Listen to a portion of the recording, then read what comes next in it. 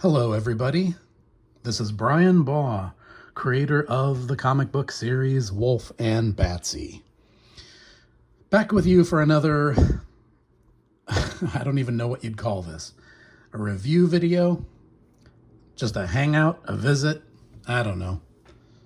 But I was just in the mood to make a new video, and I thought today it might be fun to show you guys one of my old comics from my younger days.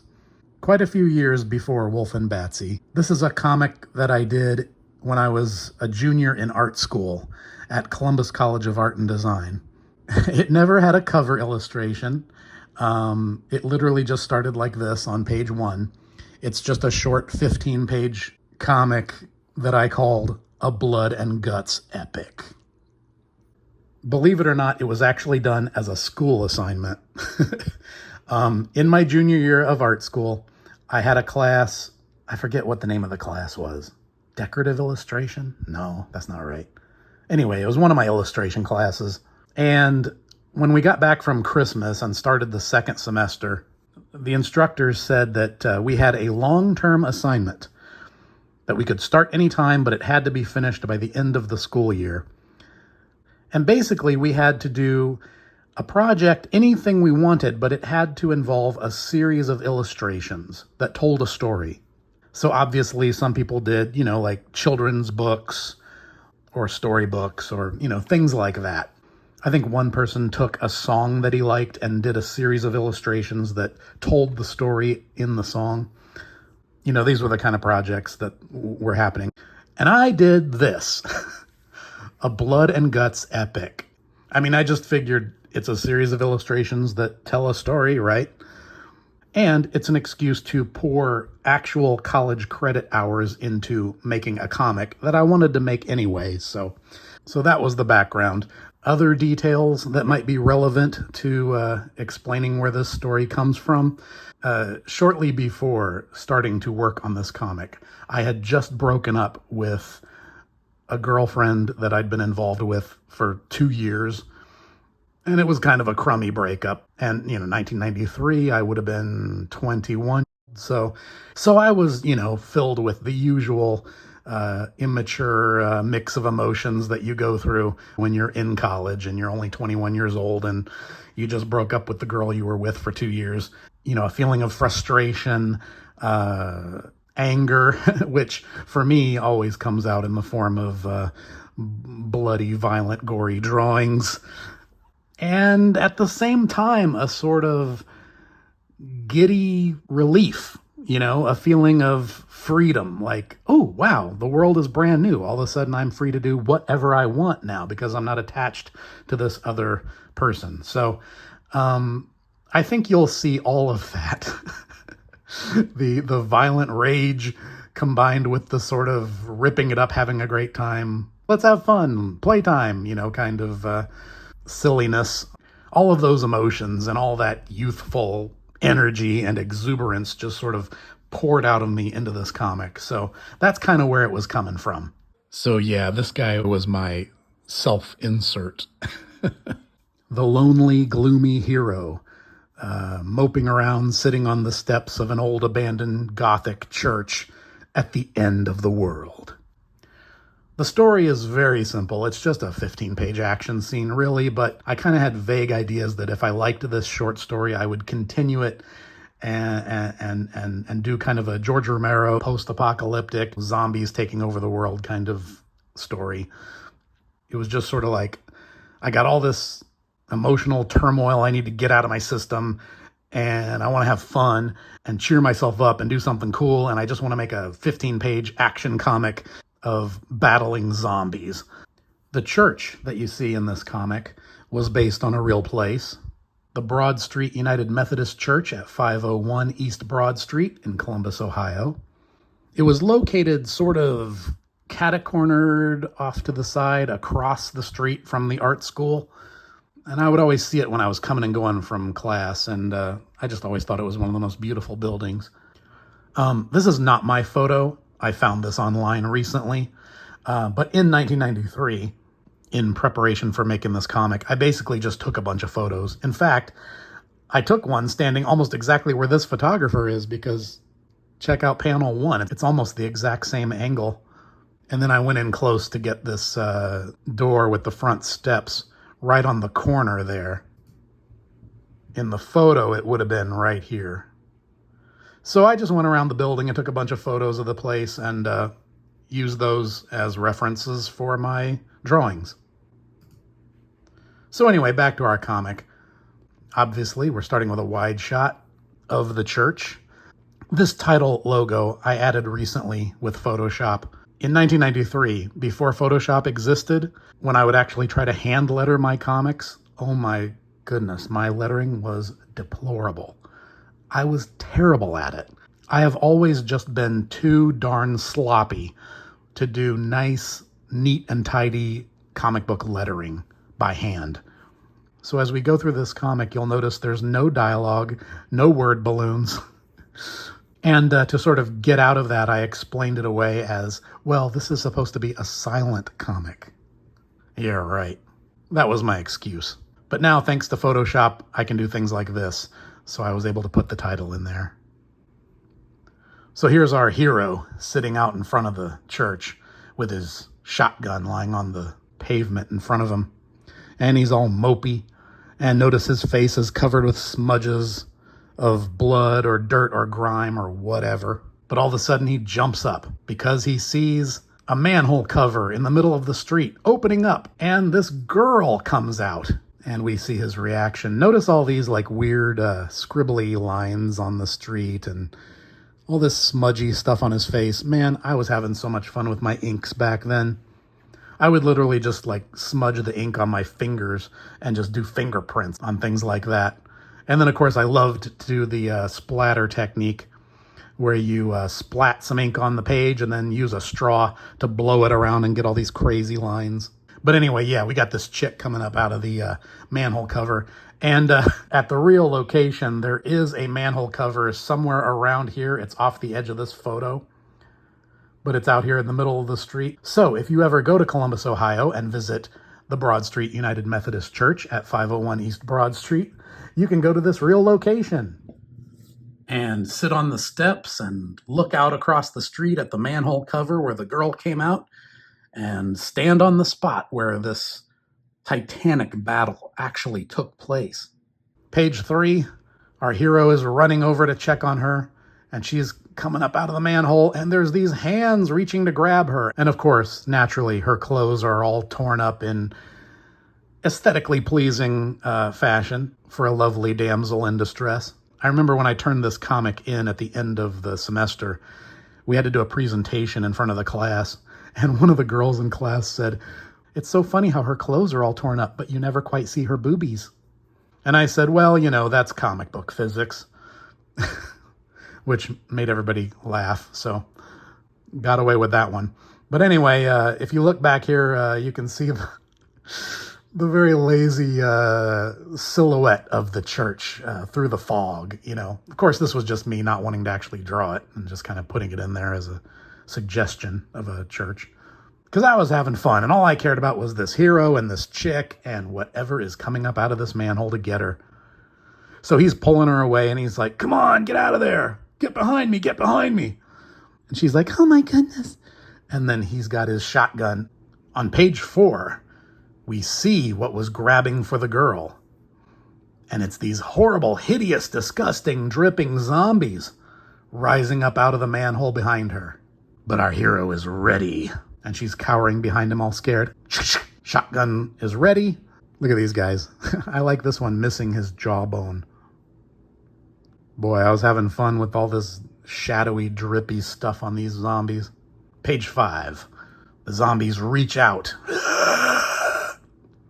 Our hero instantly fires his shotgun. Boom. And blows off the zombie's arm. And I like how it's kind of flipping away, leaving this trail of blood. And then you just get this shot of it dripping, pouring out blood on the ground. And then, of course, you get the big blasted off stump, still pouring blood in the foreground, while our hero ratchets his shotgun, ready for another round with these monsters. Page 6. He fires again. Boom! Blows this guy in half. And I love how this particular splatter came out because you get this big spray of blood coming out of the abdomen. And then there's kind of this like spinning swirl of blood coming off of the lower half of his torso to suggest that the upper part of his body is just like spinning as it flies away. Oh my goodness, look at all this crazy artsy-fartsy nonsense in this panel 3 here. Yes, folks, I was having fun doing all the crazy inking techniques. I had my toothbrush covered with black India ink, and I was flicking it at the page to create all this texture and stuff. And I must have laid down a little circle of paper in the middle where the hero is standing to block off this area, and crazy brushes and everything all over the place.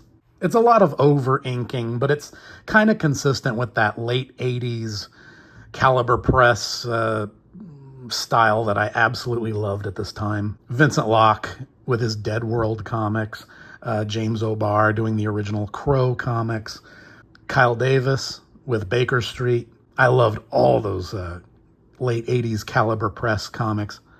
So this was me doing my best to emulate my artistic heroes. Last panel on this page, the zombies are closing in from 2 different directions.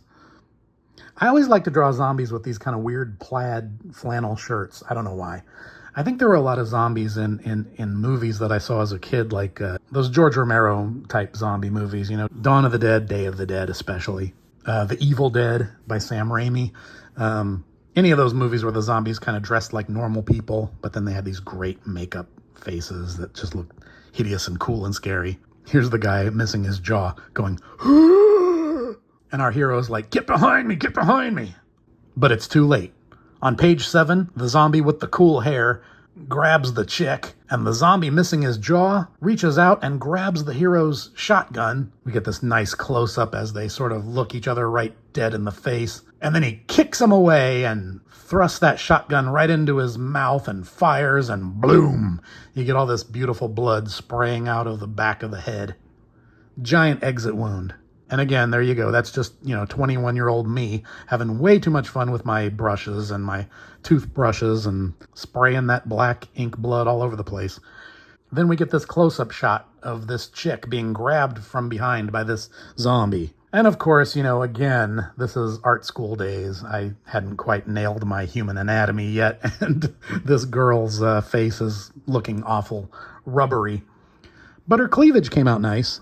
And her hair, I like her stringy hair.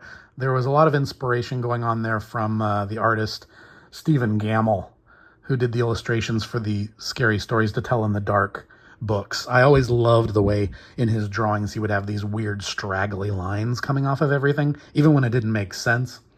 So I was doing a bit of that there. Our hero readies his shotgun again. Look at that face. He ain't playing around, folks. On page 8, we get another luscious shot of the zombie caressing the girl's face.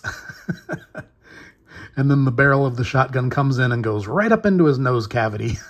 And then we cut to a close-up of the hero's face with his big hand and the shotgun in the foreground as he fires the weapon. And you get this spray of blood across his face.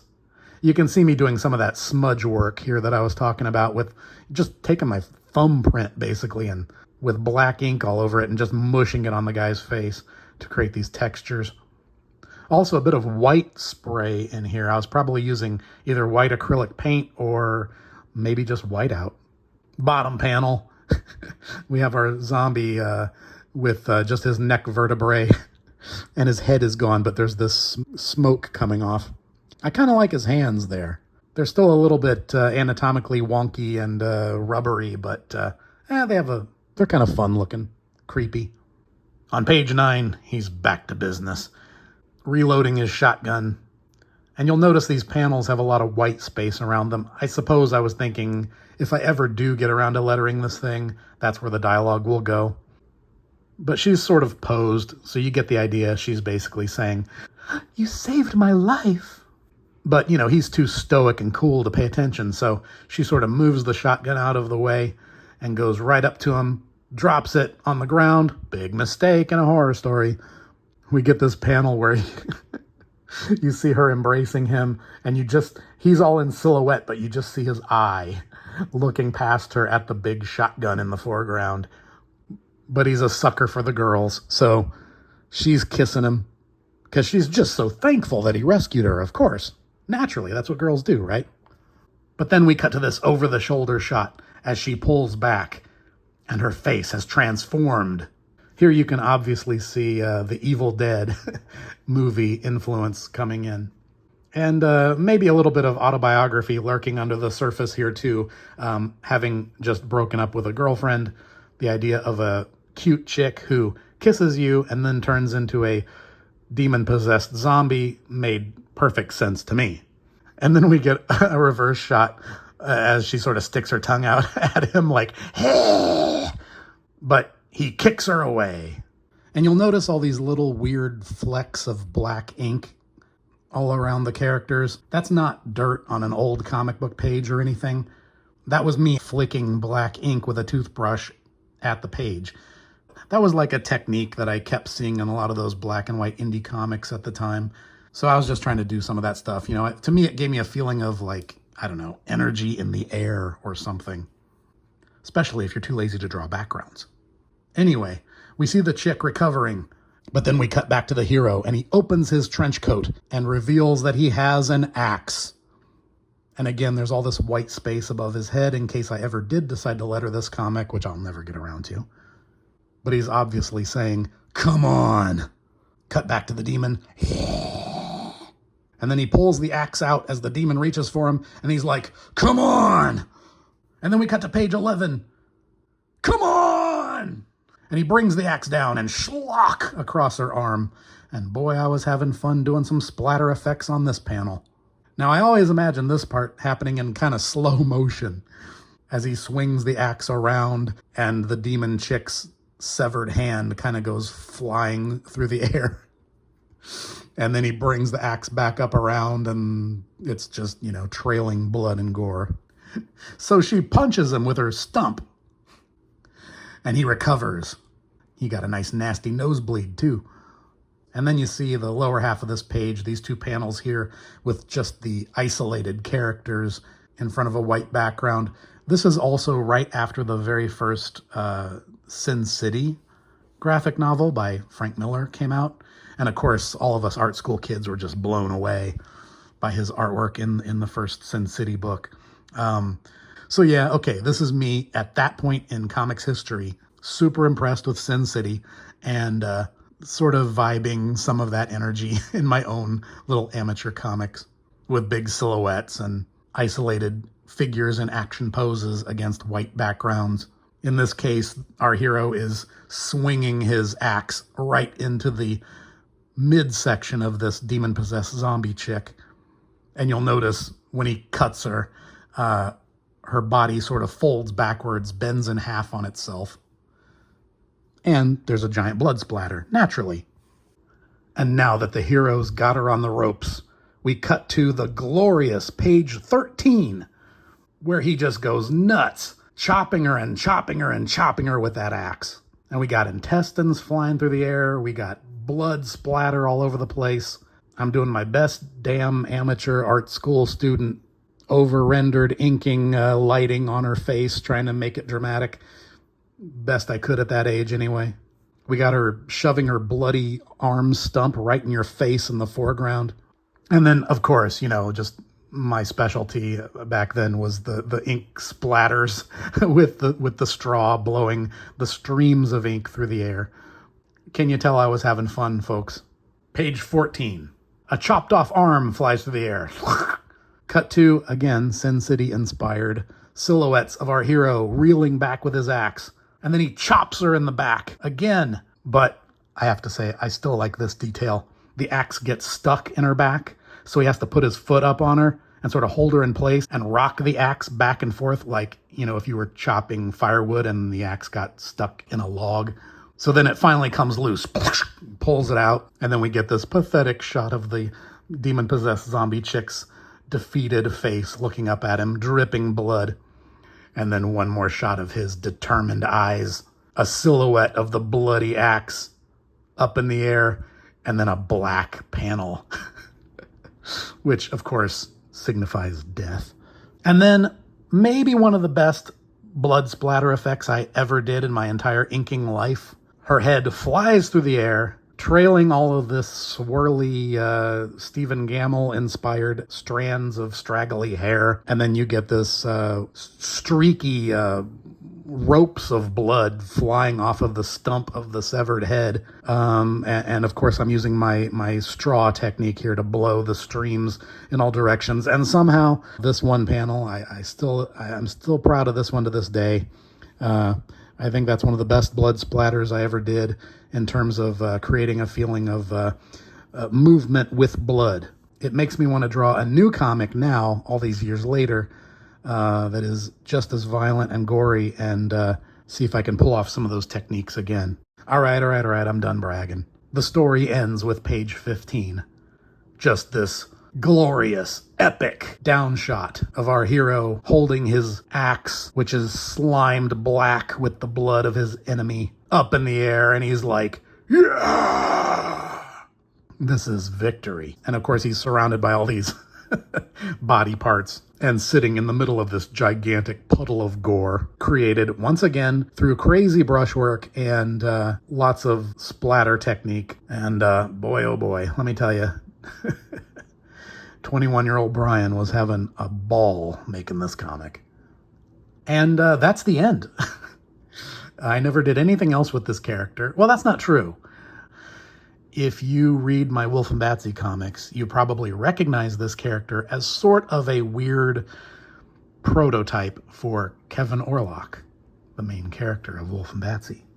His design sort of comes from this character. Oh yeah, and I almost forgot to mention, when I turned this comic in at the end of the school year, the instructor gave me a B+. And I remember he also said, I would have given you an A if it wasn't so damn gory. Which seemed a little unfair to me.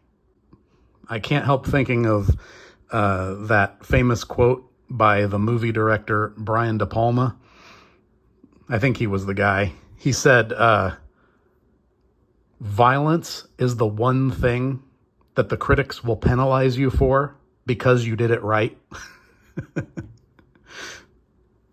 Anyway, that's the story of this one.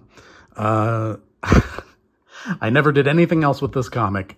I loved how it turned out at the time, but I did not continue the story further. I never submitted this thing to any publisher. I just chucked it in a plastic storage bin and moved on to the next idea. And that was pretty much it for a Blood and Guts epic. I still look back on it fondly, even though there's a lot of real amateur night stuff going on in there. You know, some of my characters were a little wonky. The human anatomy, especially on the rubbery faces, was kind of weird. Places where characters look really flat, things like that. But I do still look back on this comic with fondness, just for its pure energy and enthusiasm. There's just, I don't know, a youthful exuberance and excitement and a love for doing comics.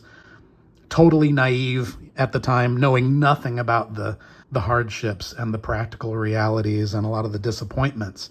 You know, that's what this comic really represents. It's like my 21-year-old naive joy of just doing comics. And I do mean naive, because at that age, yeah, sure, I had all those issues of the Comics Journal, and I'd read all those interviews with all those famous real comic book creators and all their dramatic stories about their careers and stuff like that. But you never really think that's going to happen to you, you know? I was still just having a ball making comics without any of the baggage or even the fear of the sort of real life frustrations and challenges and hardships and difficulties that can actually happen when you really try to do this and make comics and get them published and sell them and all that stuff. Nope, I was still in art school, still had my training wheels on, and, you know, just bopping along, making my comics, assuming it would always be this fun and that someday I'd just be doing this for real. You know, I had none of that baggage at this age, so let me know if you like this video. I really didn't know if anybody would care about this or not, but I don't know. I thought maybe if you're a reader of my current Wolf and Batsy comics, it might be interesting to see some of my old comics and get a sense of where some of the inspirations came from, or maybe just to see some of the stepping stones on the path to what I'm doing now. If you find that sort of thing interesting, if you like this video, leave me a comment, let me know, and maybe I'll do a few more reviews of my early stuff like this. Believe me, I got a lot more of it. Thanks for watching.